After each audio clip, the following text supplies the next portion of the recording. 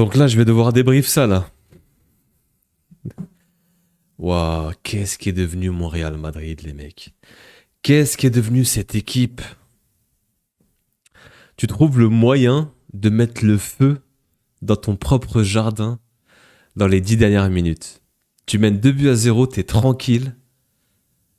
Cette équipe n'a pas de gestion émotionnelle. Cette équipe ne sait pas gérer un match. On est des clowns. Moi, je vous le dis, les gars, on est des clowns. Je préfère en rire. Moi, franchement, j'aurais kiffé qu'on parte au péno ou en prolongue. Xabi qui est sur le côté, qui est en stress. Il reste assis comme ça, il est figé. Il se lève, il gueule. Oh, restez compact. Restez compact. Et nous, on doit se retrouver là. Moi, je dois me retrouver là à faire des débriefs maintenant. De ce Real Madrid minable. Moi, j'arrive avec 10 ans de retard dans le game, en fait. Tous les confrères YouTube, ils ont kiffé les 10 dernières années. Les Ligues des Champions, les CR7, la BBC, Benzema là en 2022. Ils ont kiffé. Moi, je fais des têtes de dépressif sur mes minias. Là, mes miniatures, les gars, ça va être Mbappé, Xabi Alonso. Voilà, ça va être ça toute la saison. Mbappé qui sauve Xabi Alonso.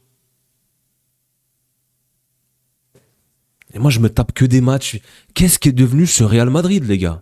On parle du Real Madrid.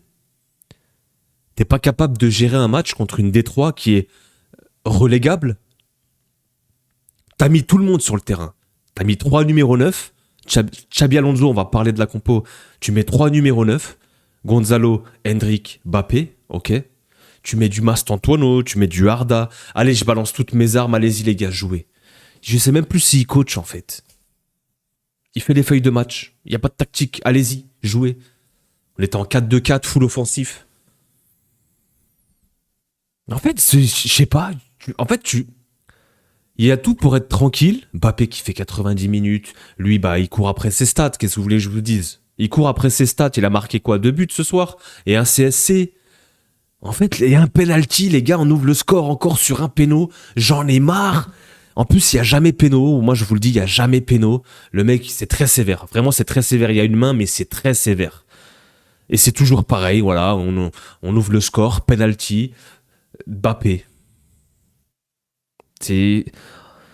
En fait, on pourrait juste jouer, avoir une proposition visuelle assez cohérente du football, un 1-2, un centre-retrait, une frappe placée, petit filet, un truc propre, quoi.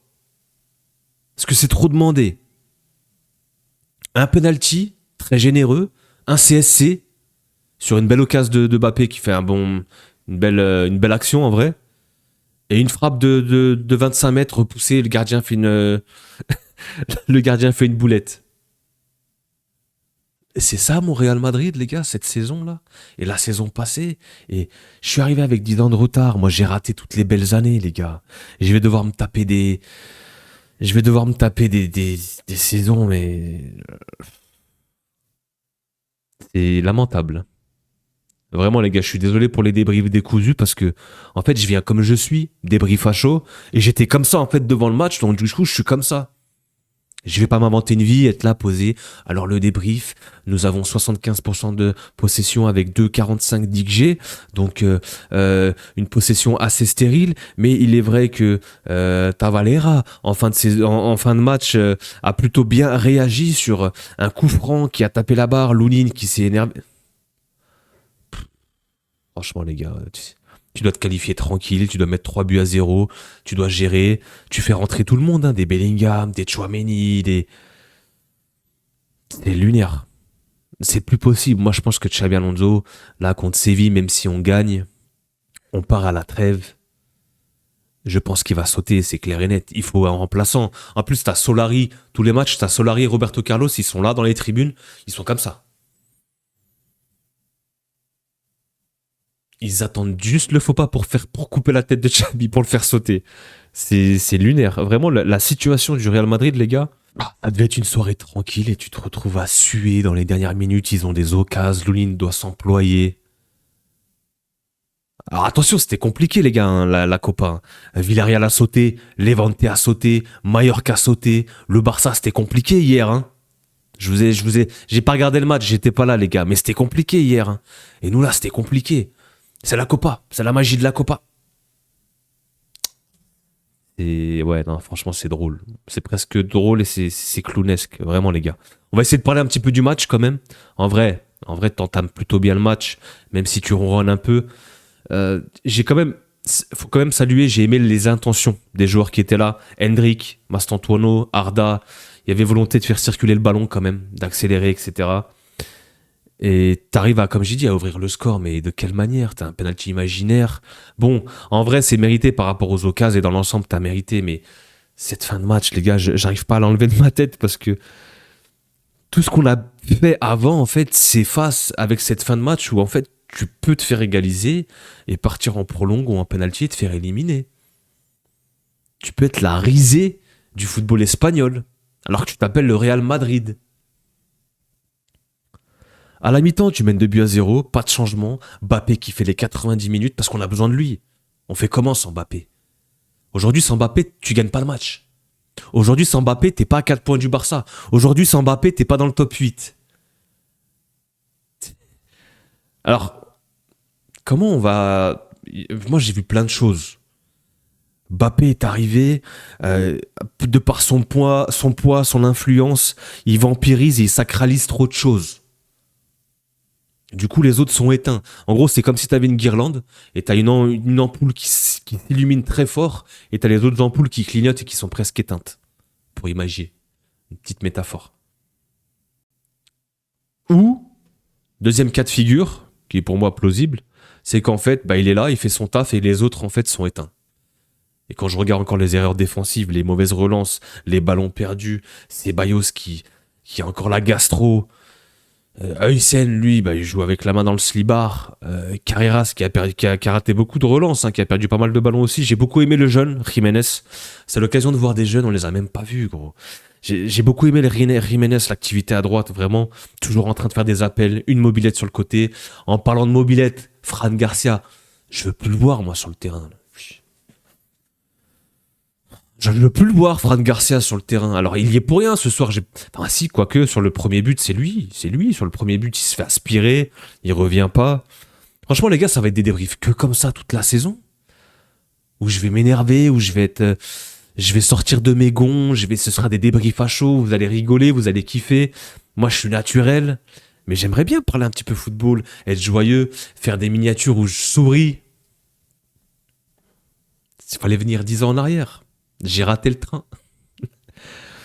Mais ouais, Fran Garcia, moi je veux plus le voir. C'est lui il est sur la photo de famille sur ce premier but. Le second, voilà, c'est un coup franc, faute de Bellingham. Même Tchouaméni, Bellingham, ils sont rentrés, franchement. Ils ont été vaillants. Franchement, faut féliciter. Je les ai pas félicités, j'aurais dû le faire en début de vidéo. Félicitations aux joueurs de Tavalera, je sais même plus, bref. Félicitations à eux parce qu'ils ont été vaillants. Même en première période, ils ont eu 2-3 contre-situations. Et en fin de match, ils ont retrouvé les ressources pour faire vibrer un petit peu leurs supporters. Voilà. Honnêtement, félicitations à eux. Et ils ont donné un petit peu d'espoir, un peu de magie dans leur stade face au grand, voire petit aujourd'hui Real Madrid. À chaque match, ça va être comme ça en fait. Mais comment tu veux travailler? Comment Xabi Alonso peut travailler dans ces conditions aussi? Si on se met à sa place. Il s'assoit, en fait, il y a une bombe à retardement à chaque fois sous les sièges. Il y a une bombe, en fait, il y a un minuteur. 90 minutes. Tut, tut, tut. Tu peux pas travailler comme ça. C'est pas des conditions de travail. Et moi, j'aimerais bien qu'on lui laisse du temps, mais on est au Real Madrid. Et si t'as pas les résultats priment avant tout. Mais dans ce cas-là, pourquoi on allait le chercher? Que fait-on avec Xabi Alonso? Tu sais très bien quand tu vas le chercher qui il est et quel genre de coach il est. On l'a vu pendant 2 ou 3 saisons au Bayer Leverkusen. Tu sais à quoi t'attendre quand il va venir. Alors, est-ce que lui, il est venu, il a bombé le torse? On va faire à ma manière. Je mets Vini sur le banc. On joue comme ça. On défense à 3. Je fais de la rotation. Je change toujours d'équipe. Je peux m'amuser. J'ai mon jouet.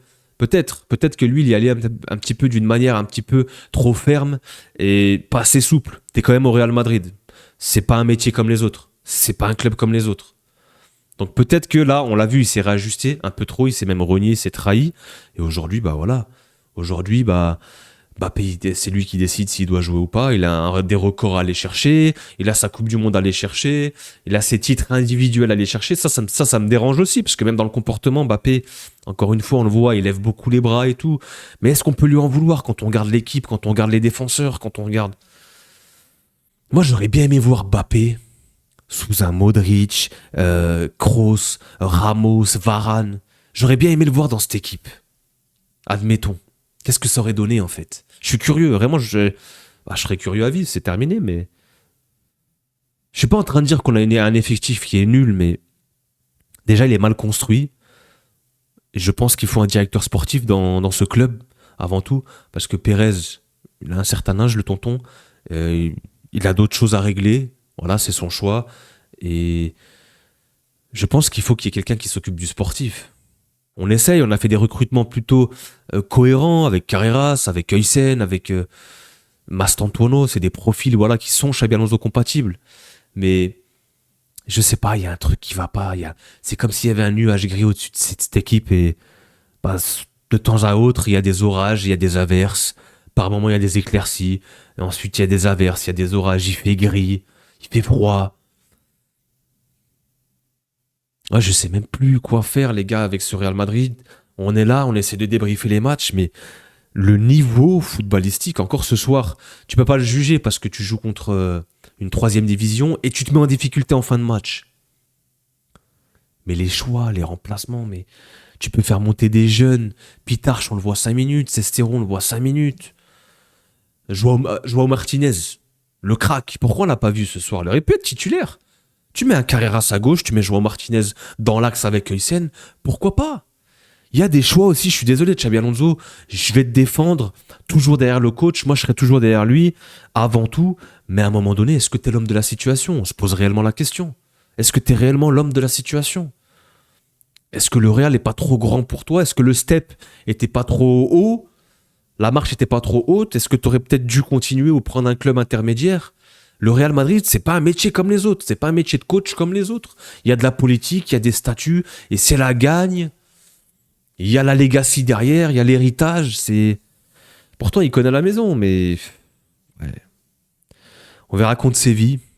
Mais là, sur ce match, les gars, il n'y a pas grand-chose à dire, à part que tu sais pas gérer tes matchs. Peu importe que ce soit contre une D3, ou même en Liga, ou même en Ligue des Champions, la gestion émotionnelle de cette équipe, elle est... c'est le néant. Il n'y a rien, il n'y a pas un leader, il n'y a pas un mec qui calme tout le monde panique, tout le monde stresse. Lui, c'est pareil, le coach sur le côté, il est en train de ronger ses ongles, il en peut plus, le siège éjectable, avec la bombe en dessous. Tu peux pas, en fait, tu peux pas travailler sainement dans ce genre d'environnement. C'est impossible. C'est impossible. On aurait dû laisser la main à Xabi Alonso et peut-être lui aurait dû être un peu plus souple. Voilà, chacun met un petit peu d'eau dans son vin et on repart, on essaye avec la technique et pendant 1 an on essaye avec Xabi Alonso, on regarde ce qu'il veut mettre en place. Mais là non, c'est tout de suite, voilà, la direction, les joueurs, après ils reviennent. Il y a déjà trop d'histoires, ça fait même pas 6 mois, il s'est passé déjà trop de choses. On n'est même pas en 4 mois de compétition, il s'est passé tellement de choses déjà. Et c'est déjà la crise. C'est n'importe quoi, vraiment, c'est lunaire. Lunaire ce Real Madrid, les gars, je le reconnais plus du tout. J'ai l'impression que la deuxième partie de saison, ça va être clownesque aussi. En Ligue des Champions, quand ça va se corser, si on se qualifie, on va sûrement se qualifier. Mais quand tu vas retomber contre des gros, j'ai hâte de voir ça. Est-ce que Xabi va rester, va sauter? Moi, je pense qu'il va sauter. On va mettre qui? Arbeloa, Solari. On va refaire les mêmes erreurs. On va reprendre un... En fait, c'est toujours pareil. On va rappeler Ancelotti, on va rappeler un Zidane. Est-ce que ce club ne veut pas évoluer? Ou est-ce qu'il veut rester sur ces années où il a gagné et ils se disent que c'est la bonne recette? Je sais pas. Dites-moi en commentaire ce que vous en pensez. Je suis désolé pour le débrief un petit peu décousu. On n'a pas beaucoup parlé football, mais c'est un petit peu un ras-le-bol complet, moi, quand je vois cette fin de match. Ça aurait dû être une soirée tranquille. Tu te qualifies 2-3-0, tu rentres chez toi. Et non, alors là, on met un peu de piment, on montre un peu nos faiblesses et nos lacunes en fin de match. Et c'est vraiment inquiétant pour la suite. Dites-moi en commentaire, les gars, venez, je vous lis, on échange. Et puis nous, on se retrouve très très vite pour de nouvelles vidéos. Prenez soin de vous, les gars. Peace.